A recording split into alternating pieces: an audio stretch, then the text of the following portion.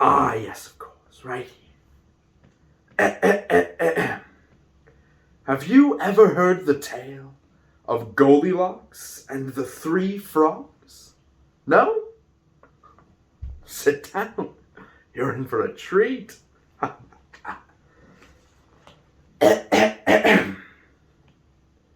Goldilocks and the three frogs.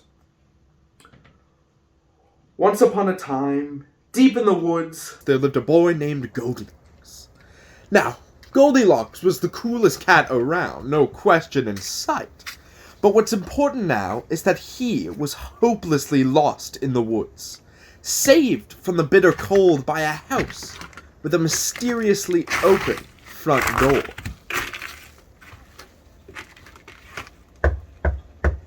Hello? He cried.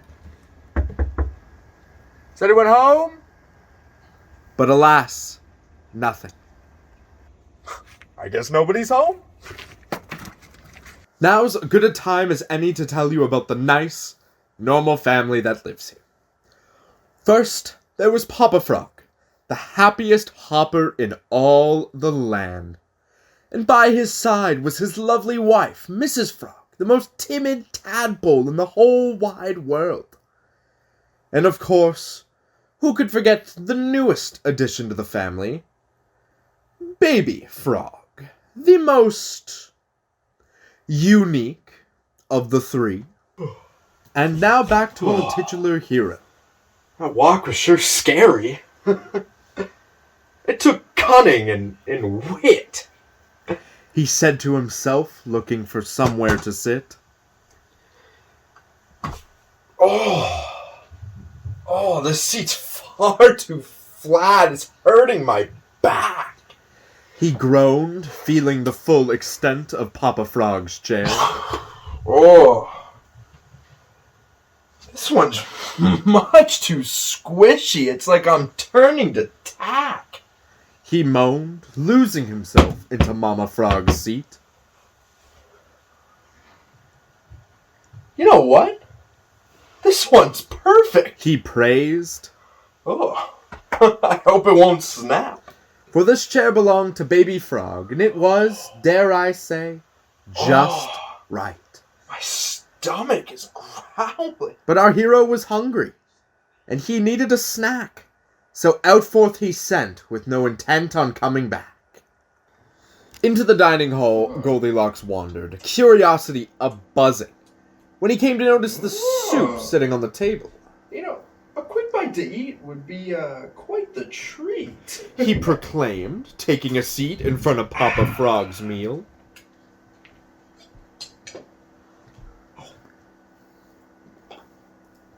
Oh. That could be any thicker. I think I'd be getting a lot sicker. He quipped. This one can't be worse than the last. But it seems our hero might have spoken too fast. For that was Mama Frog's dinner, and she was no stranger to spice.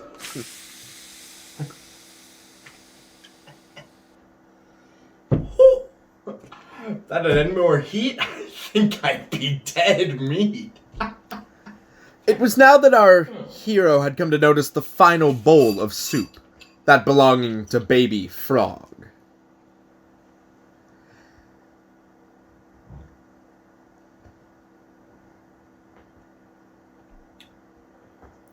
And while the soup was so good, he became rather teary. The abundance of food made him start to feel weary. The bedroom seemed to be the next stop for our hero. Time to get some shut-eye.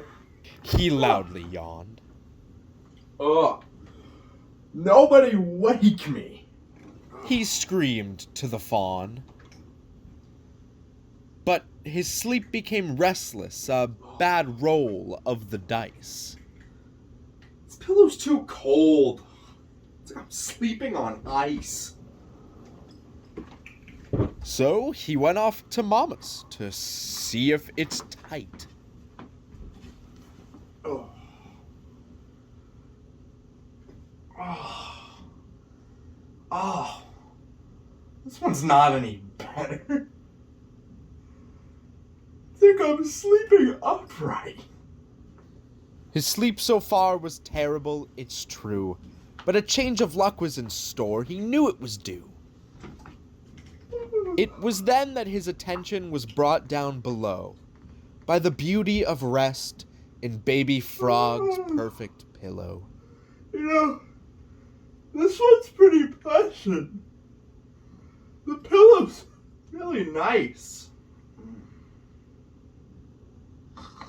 But the sleep he was in for had more than just mice. For the frogs had come home and found their front door wide open, a path of destruction causing quite a commotion. But it was not Mama or Papa who had found the boy first, but rather poor baby frog that was chosen to unearth. Little old Goldilocks never even saw it coming, but by the time they were done with him, he hit the hills running.